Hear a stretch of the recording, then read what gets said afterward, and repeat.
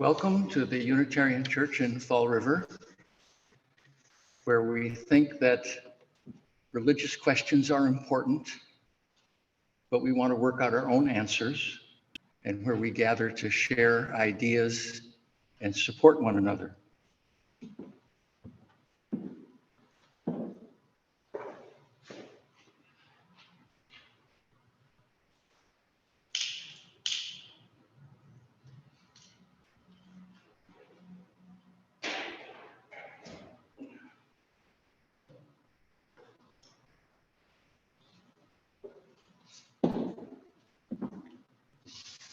We gather this hour as people of faith, having sorrows and joys and needs and gifts. We like to speak of hope as a sign of our quest for truth and meaning and in celebration of the life we share together. Today, we're going to begin our service with a new member welcoming. I'd like to talk about that just a little bit. Members are people who take on an extra responsibility, which is to, when important decisions need to be made about the future of the church, members are committing themselves to think about those issues and discuss them and vote. Members are people who get to vote on the future of the church. But no one should feel no one should feel obliged to become a member. You're not a second-class citizen if you're not a member. You're not a second-class citizen. We're really happy to see you, and we'll ask you for money just as we do to the members, you know. And your life may be too full to take on this kind of extra commitment, and that's fine. So, but those of you who have come here often enough to feel that they understand what we're about and would like to become members, the membership book is down there on the table, and I invite you to come up and just sign your name. And if it's awkward for you to come up, I'll bring you the book.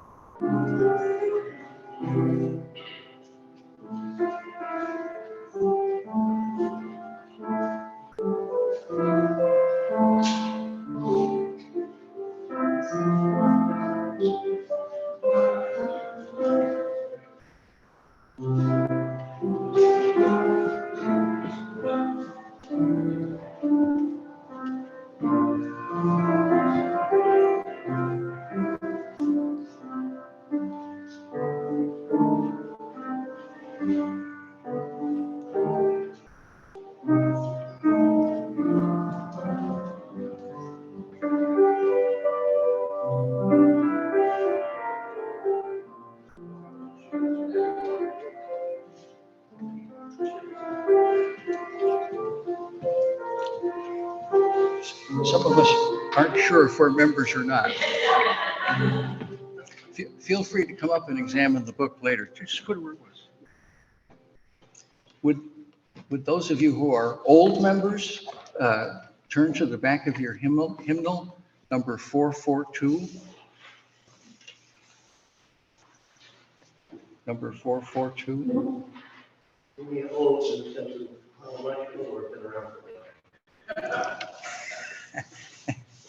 People who were members before today. Please join me in reading responsibly number 442. We bid you welcome. We bid you welcome, those of you who come with weary spirit seeking rest.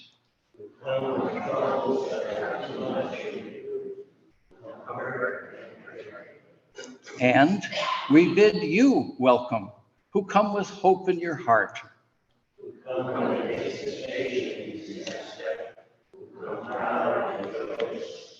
And we bid you welcome, who are seekers of a new faith.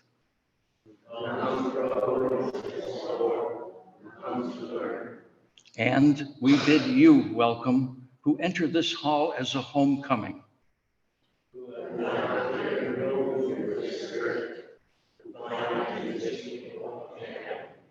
Whoever you are, whatever you are, wherever you are on your journey, we bid you welcome. Thank you. And now let's join in our opening hymn, number 61, Lo, the Earth Awakes Again.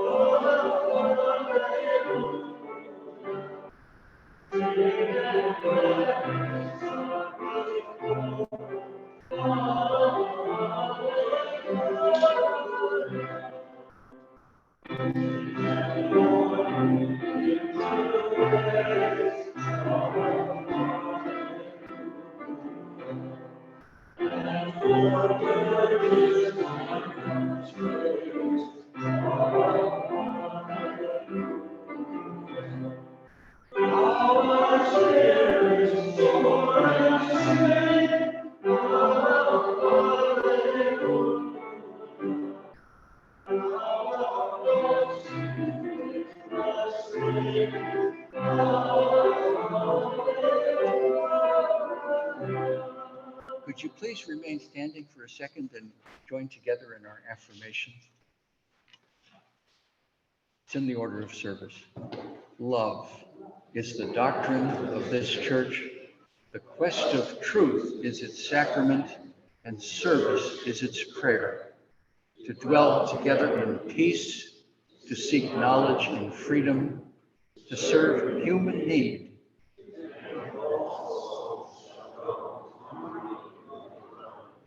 Thus to be covenant with each other and with God.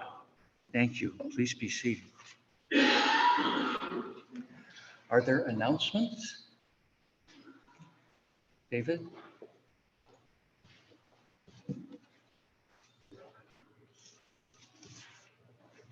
So we're running up to the service. Good morning. Welcome to members. David Ranky. And for those who whistle to go, to announce about Course in Miracles, which is a philosophical, theological, eschatological analysis of our current situation. And we have several leaders who lead us every Friday morning at 9 o'clock, 10 o'clock on Zoom. Reverend Richard Trudeau, who you know, Donald Skunk, who was our administrator, coordinator, Dave Ott, Marianne, who was our resident psychiatric nurse and keeps us on psychiatric straight lines. Hallelujah, former administrator in the Reagan Star Wars program, and Andrea Moritz Fry, who is a commentator on Course in Miracles up in every mess. Hope to know.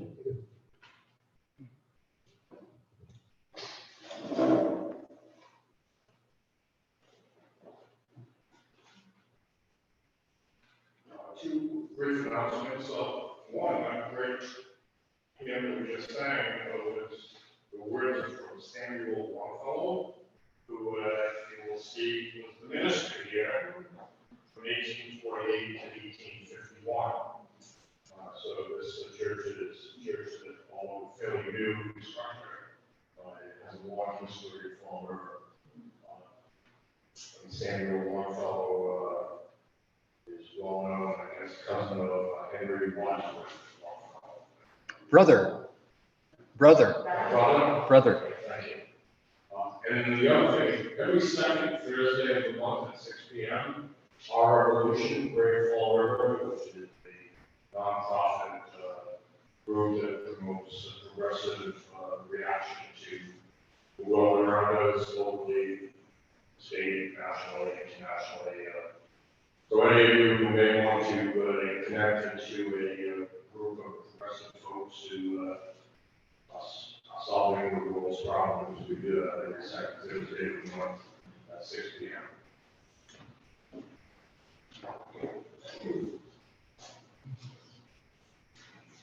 Good morning, everybody. Okay, I'm so happy to be back. I really, truly miss you all. And I want to say welcome to all of our new members. Beautiful to meet you. And those who I already know. And I wanted to let you know that Lisa Burke will be with us next week. So please do come. She'll be our guest minister.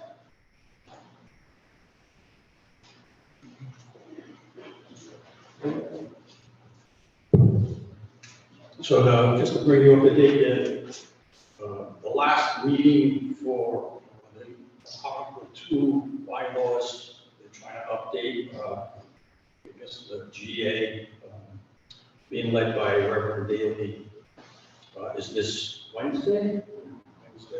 So people are invited, please. I know we already went through 3 sessions, but I would imagine that if you wanted just to attend this one, that would be fine. So we'll put the finishing touches on the four different societies that gave their voice. We one of them. And the United Interfaith Action Group that we also belong to primarily focuses on local and occasionally state issues. Also primarily progressive. There's a few conservatives there too. We open our doors to everyone. They just had a meeting with Representative Sylvia in Fall River, the South End, which, by the way, I found out is actually the poorest district in the entire state of Massachusetts. I didn't realize that we were number 1 in something. It's a dubious distinction, but yes, we are. And it was successful. He actually invited us back to conduct one of our listening sessions. So that's the process we're in now. We welcome all the members. The listening sessions basically goes around to all of the different groups and congregations and organizations in the city and canvasses their opinions on what kind of issues need to be focused on for the upcoming year. And so that's what we're about to conduct now. And I just let you know what's going on with that. Thanks.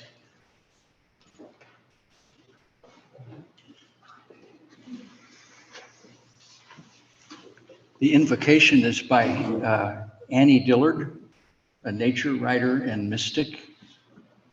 She gives the answer to a question we sometimes feel. When we get reflective, we say, what's it all about? What's the meaning of life? Why are we here? Well, here's her answer. We are here to abet creation and bear witness to it, to notice each other's beautiful face and complex nature, so that creation doesn't have to play to an empty house.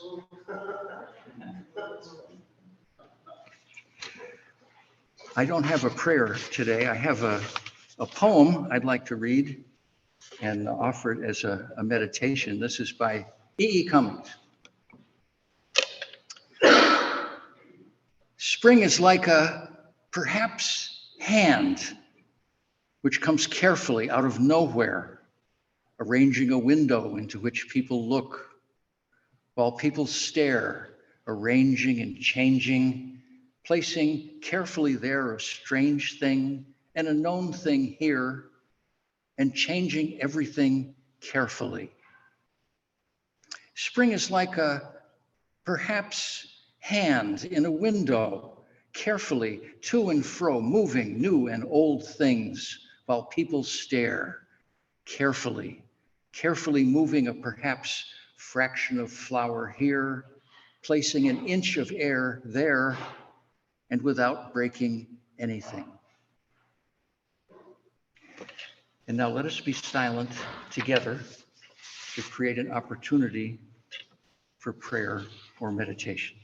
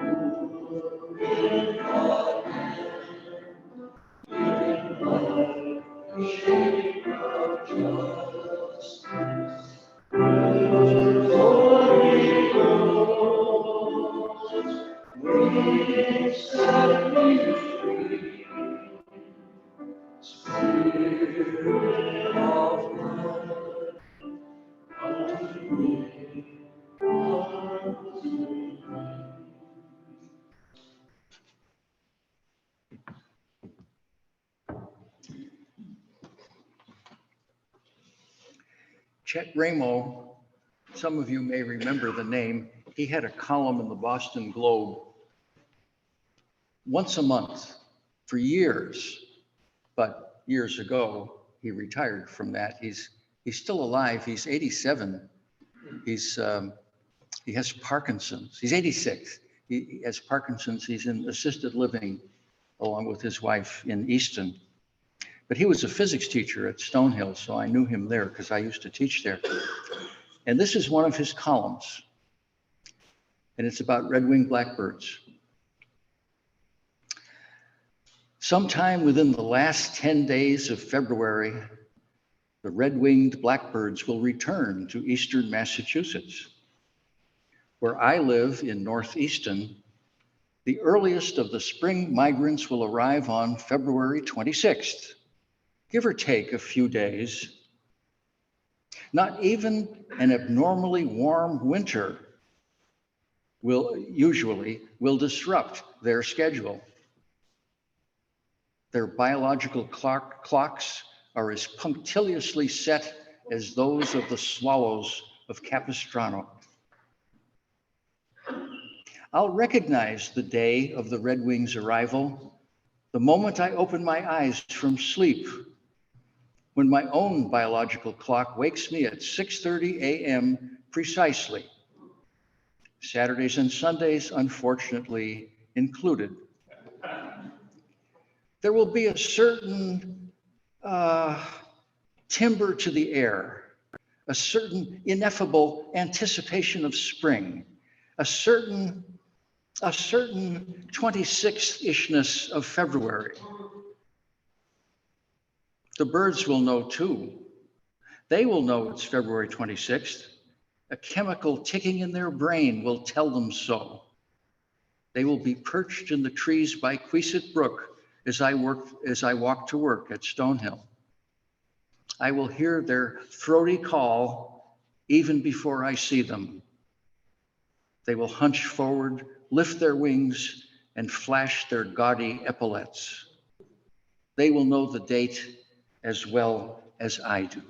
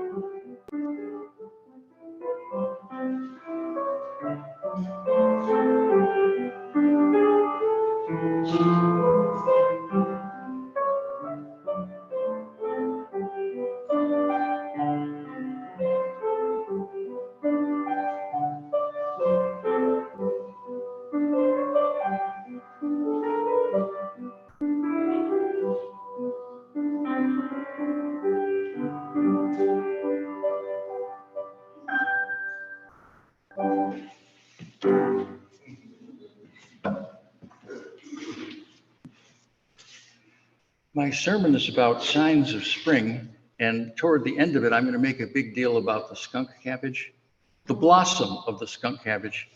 But I thought I would start passing this picture around so you can get a look. This is a photo of a skunk cabbage blossom. It's about this tall.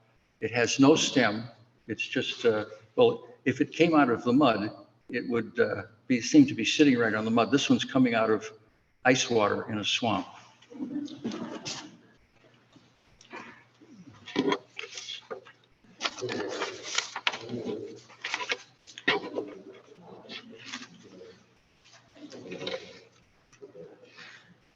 To me, the first sign of spring is Groundhog Day, February 2nd. And that's why the picture on the cover, Groundhog Day is one of the cross-quarter days, as they're called. Let me first talk about the quarter days. The drawing got a little bit distorted through electronic transmission here. I drew a circle for the Earth's orbit, because even though it's elliptical, it's very close to being a circle, and it would look like a circle if you were looking at it, if you could somehow see it from space. And the dates, this is a drawing I made several years ago, so the dates necessarily didn't correspond to this year. But June 20th there is, that year at least, was the summer solstice, the first day of summer. And then September 23rd that year was the fall equinox. Then December 22nd was the winter solstice, and March 20th was the spring equinox. And those 4 days are called the quarter days because they divide the Earth's trip into quarters, approximately. I say approximately, not exactly. If you count the days, you'll see that the seasons are of different lengths. The summer is the longest season by far. If you start with June 20th, if you went to July 20th, that would be 30 days, because June has 30 days. If you went from July 20th to August 20th, that would be 31 days, because July has 31 days. If you went from August 20th to September 20th, that's another 31 days, because August also has 31 days. So now we're up to 92 days. But then to get to September 23rd, you have to go 3 more days. So you get 95. Summer's 95 days long. And if you did the same thing for winter, if you counted the days from December 22nd to March 20th, or whatever the dates are this year, it doesn't matter, you only get 88. Winter's only 88 days long. It's a full week shorter than summer. I think the shortest season is winter, then fall, then spring, then summer. I think that's the order, but you can count. Now, if through the sun you draw 2 other perpendicular lines, these are the dashed lines in the drawing, they hit the Earth's orbit at approximately the middle of each season. And there's one in the middle of summer there that I didn't label, because as far as I know, no one except people trying to revive old pagan customs is aware of that. But in England, they still pay some attention to that. That's called Lammas. Lammas. That's not the old pagan name, but that's the more recent name of the last 1,000 years or so. Lammas. And then May 1st, I put May 1st there because when I was a boy, my mother, born in 1905, remembered May Day and maypoles and things like that. So I put that in honor of her. October 31st is a cross-quarter day. Halloween, that's why Halloween is where it is. And it's connected with being scared because, how can I put this? Well, on June 20th, the sun's arc, let's see, I'm going to pretend that's south, okay, even though it's really west. The sun's arc on June 20th is as high and as long, or higher and longer than any other day. But every single day from June 20th to October 31st, the sun's arc is a little less high and a little shorter. So the sun is basically retreating to the south. These arcs are marching to the south like this. And by October 31st, it gets a little frightening if you don't understand why this is happening. You know that last year, this process stopped. And the year before, and the year before, but you don't know why it's happening So it's a little scary. You can't help but think, what if this year it doesn't stop going away? What if the days keep getting shorter and shorter and shorter and shorter and shorter until one day the sun doesn't come up at all? October 31st is when this daily change has become really noticeable, when most things are looking dead. The plants are looking dead. The animals are moving into hibernation.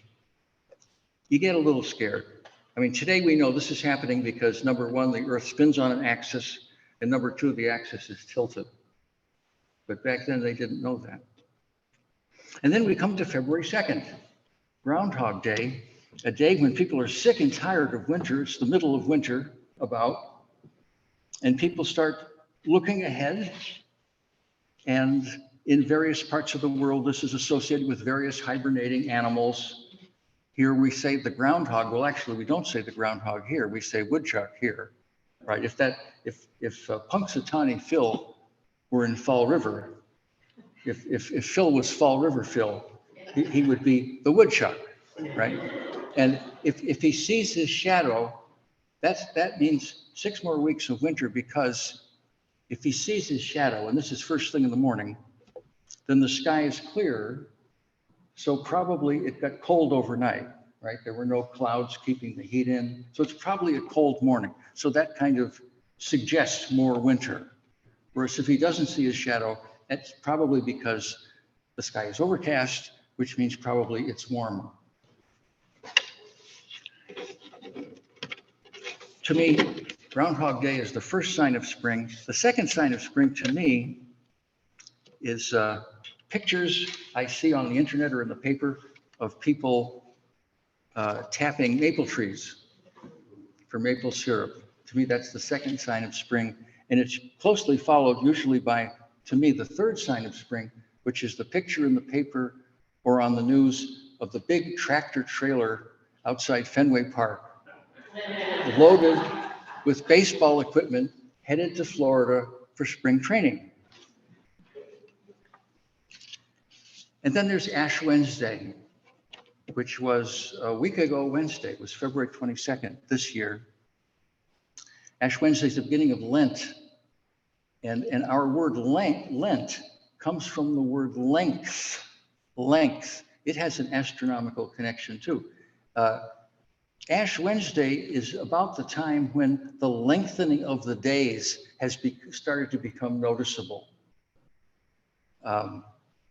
In the week after Christmas, the days got longer, but only by a total of 3 minutes in that week. But yesterday, or let's put it this way, today is 3 minutes longer than yesterday. Now the lengthening is 3 minutes a day, not 3 minutes a week, right? It's 7 times as fast. It's noticeable. And then the birds start, even the birds that have been around all winter, start making noises, which are either pleasant or not, depending on the bird and your feeling. And yes, thank you, yes. And the redwings that Chet Ramo talked about. To me, the most wonderful sign of spring is the skunk cabbage. And there's a drawing of it on the back. And I don't know if the picture, where's the picture? Oh, everyone's already seen the picture. Okay. Well, feel free to look at it more later if you didn't get much of a chance, if you were kind of rushed through it. I'm reading an article also from the Globe years ago by a man named Bruce Feldman about skunk cabbage. And this is the root of why I think they're so wonderful. Although the arrival of beach weather is months away, inside the shrouded flowers of the skunk cabbage, it is already balmy. It's warm inside those flowers because of a chemical reaction. The skunk cabbage is well known in New England as a swamp denizen whose elephant ear-sized leaves emit a rank, fetid aroma when torn. That's why it's called skunk. If you tear the leaves, it stinks. But it's the flowers I want to talk about. And even though the drawing on the back of the order of service shows some leaves coming up right next to the flower, Usually the flowers are alone for quite a while before the leaves start to form.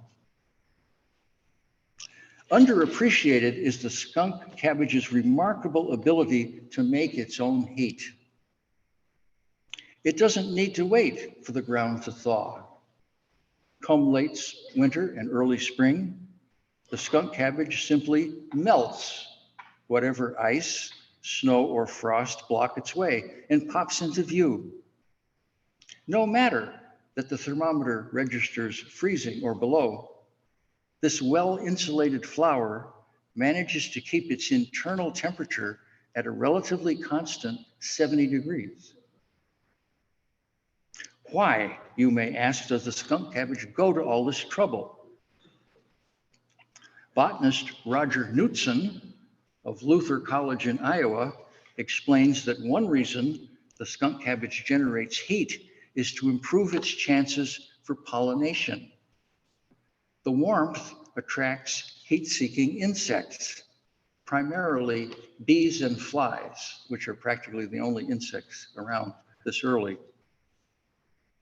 Insects are very temperature sensitive, and on a cold spring day, the flowers become warming huts capable of recharging an insect's batteries.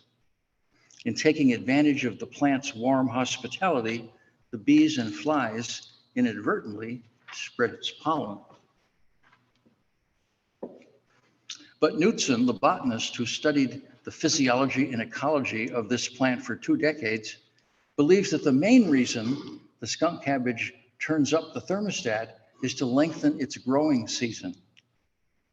The skunk cabbage is a member of the arum family, most of whose members grow in the tropics.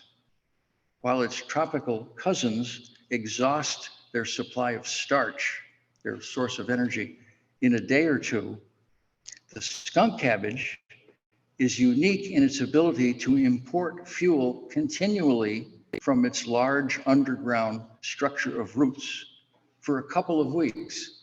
It can keep the temperature up for 2 weeks. The skunk cabbage then is simply a tropical plant that took a bit of the tropics with it when it migrated north. Years ago, someone challenged me to explain why I was such a fan of the skunk cabbage. And I wrote a little reflection, so I'm going to read that now too. So this is me now.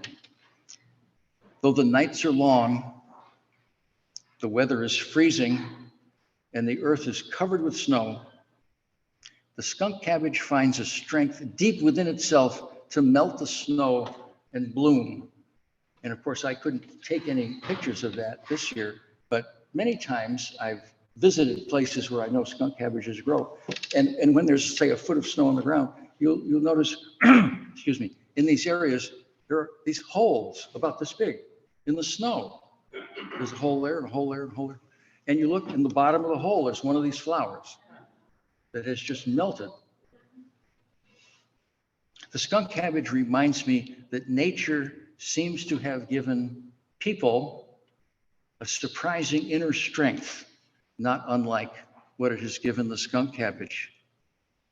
When the world of our lives is dark and bleak and cold, when we're worn out and confused and discouraged and lonely and afraid, sometimes, not always, but sometimes we're able to find deep within ourselves an unexpected courage to push on, to keep going, to make our own heat, so to speak, to warm not only ourselves, but those around us. The skunk cabbage is a hero of mine because it reminds me of this. It reminds me that deep within myself, I have the ability and the resources to be courageous, to push on, to melt the snow, and to bloom. In a few minutes, we'll sing a closing hymn. I chose that because I think of Beethoven, who wrote the music and the words, or no, the music. I think of Beethoven as a human skunk cabbage, if ever there was one. The tune is famous. It's the the tune of the chorus at the end of his Ninth Symphony. And the words are an English translation of the German poem, which are the words that are sung by the chorus. The tune is famous and beautiful, but Beethoven himself never heard it. He composed it 5 years after going completely deaf. At the first performance, he was seated at the front of the auditorium with his back to the audience. He was watching the orchestra and kind of supervising it, though not actually conducting it. And at the end of the last movement of the Ninth Symphony, this is in 1827, I believe, the audience broke out into thunderous applause, and he had no idea that people were clapping. Someone had to nudge him to get him to turn around, to see that people had liked what he had composed while he was deaf. I'd like to end with a reading from Charlie Flagg. Charlie Flagg died on February 15th. So 2.5 weeks ago, the day after Valentine's Day. He was the minister of this church for almost 20 years until June of 2015. And I knew him slightly when he worked at the Bridgewater Church. Jim and Nancy, who attended the Bridgewater Church quite a lot, they knew him, and they knew him here too, I think. And Nancy has found this reading online. This is a reading by Charlie Flagg about spring that I want to end the sermon with. And Jim, after, is going to play, is it still Old Lang Syne? Oh, different one. Jim's going to play something in kind of honor of Charlie Flagg. So this is by Charlie Flagg. Spring, the triumph of light over darkness, the victory of newness and growth and warmth, vanquishing cold. We too know coldness and darkness within us, as it is in our world. Let us light our candles, symbolizing our hopes that spring may take place in our hearts as it warms our world. And now for the support of this congregation and its work, the morning offering will be gratefully received and I hope freely given.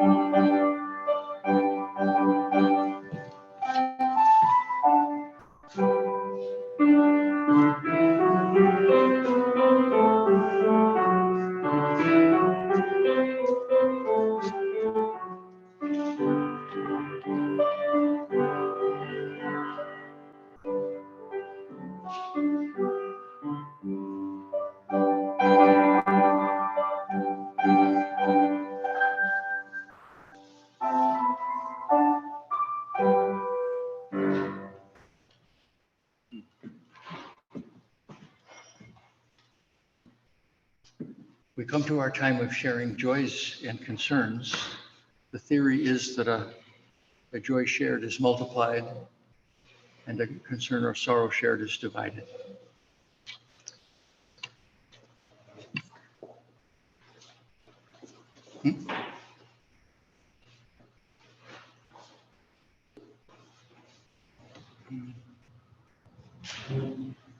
I just had to share this, I think it's birthday, it's long time of when Richard mentioned when it brought back my childhood, always giving up something, you know, and usually it was candy for me.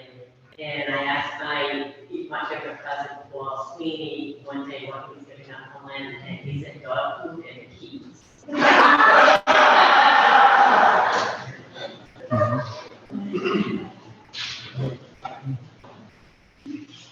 So I have no concerns today, nothing for sure. I've just been anticipating signing this book all week long. I'm so happy to have the opportunity and to be part of this great group. And I also want to say it's my great joy that my sister Marty and my sister-in-law Gail came with me today. And they belong to their own Unitarian church in Sherman. And they're the ones who talked to me about what you do is all about. I won't say how many years ago it was, but it was a long time ago. And I finally made it. Yeah, so that's my deal.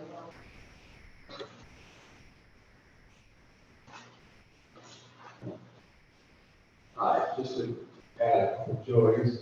One, we had two people who grew up with Andy Dillon in Pittsburgh, just outside. And one went to high school with her, and she said that Andy Dillon never followed anything. She was a wild teen. She wouldn't follow any rules. But the second thing that I wanted to mention is I think Chuck Raymond gave me a blurb in the Globe when my bird book came out in 2003. So I have fond memories.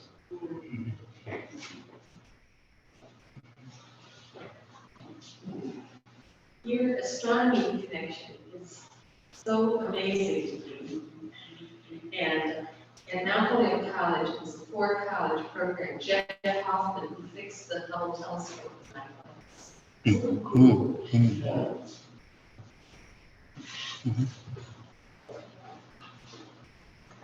I have news of Deborah.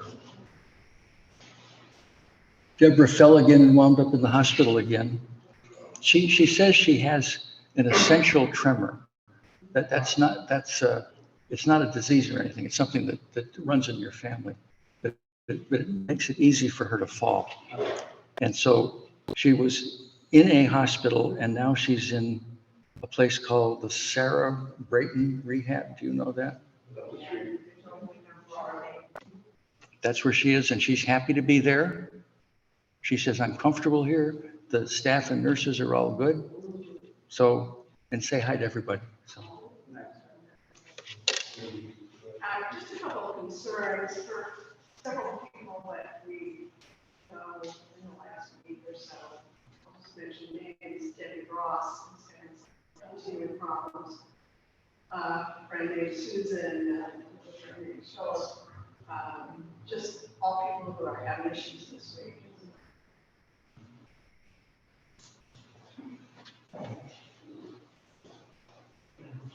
Hi, everyone. I have a huge concern. And what I did this week,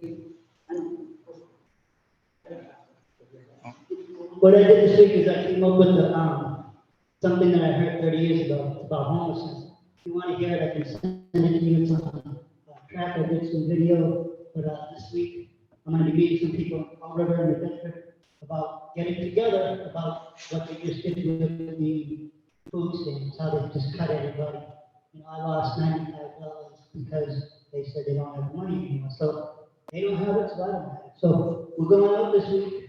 I have this little recording, something I experienced, and I put it on the web, and I've been getting results. People say they walk away in tears. I'm just trying to make a point.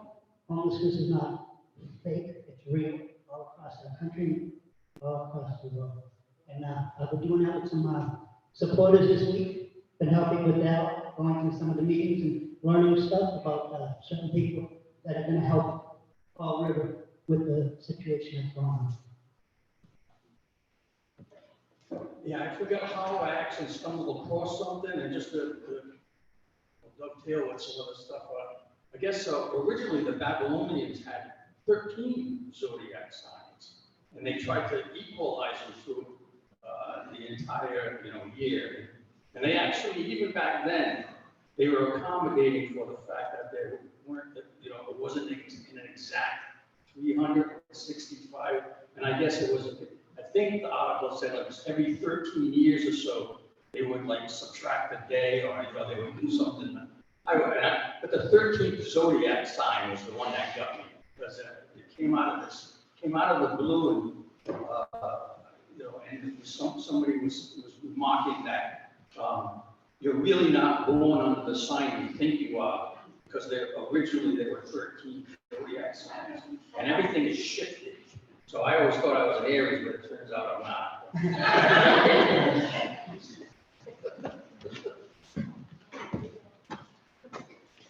Can we please join in our closing hymn number 327? We'll sing the 2 English verses and skip the 2 German ones.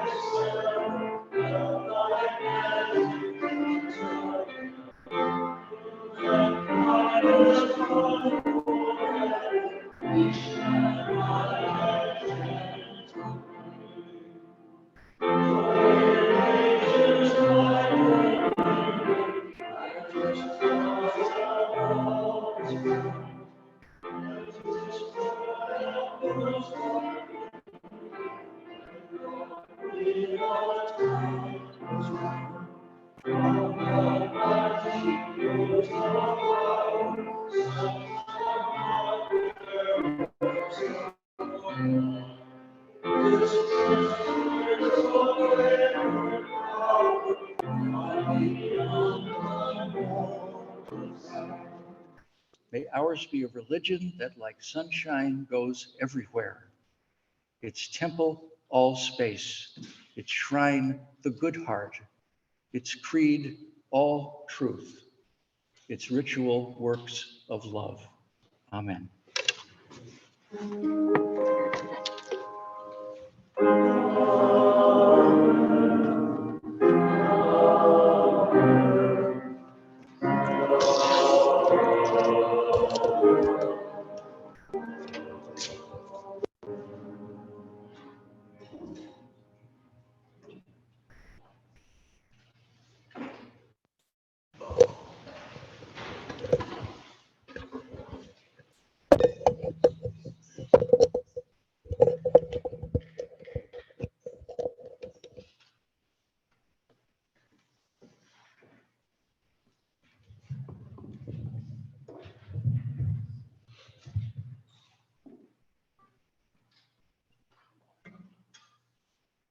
Well, this song would be a bit of a memorial to Charlie Flagg.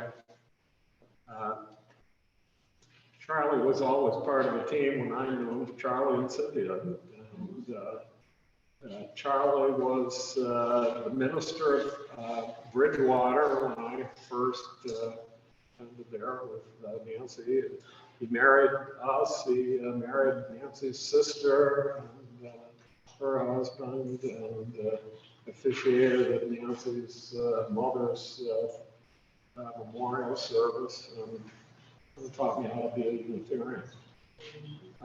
So anyway, this song is by Pete Seeger, called My Old Brown Earth. And the story goes that Pete was asked to sing at a memorial for a friend of his in the late 50s, I think. And he did it, but he said he couldn't find anything that really fit. So he wrote this song for his friend, To My Old Brown Earth.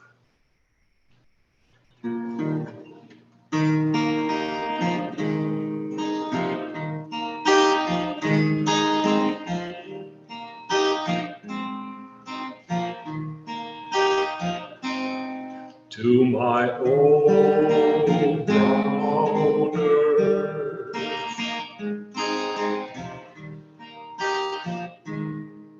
And to my old blue sky,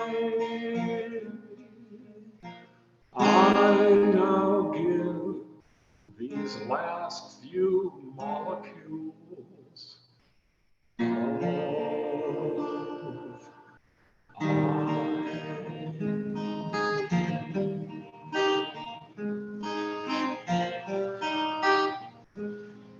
And you who say, and you who stand nearby, I do charge you not to cry. Guard well our human chain, watch well, keep it strong, as long as sun will shine. And this our home,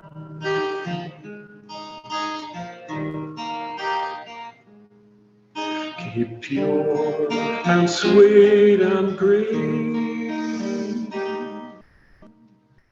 for now I'm yours, and you are also mine.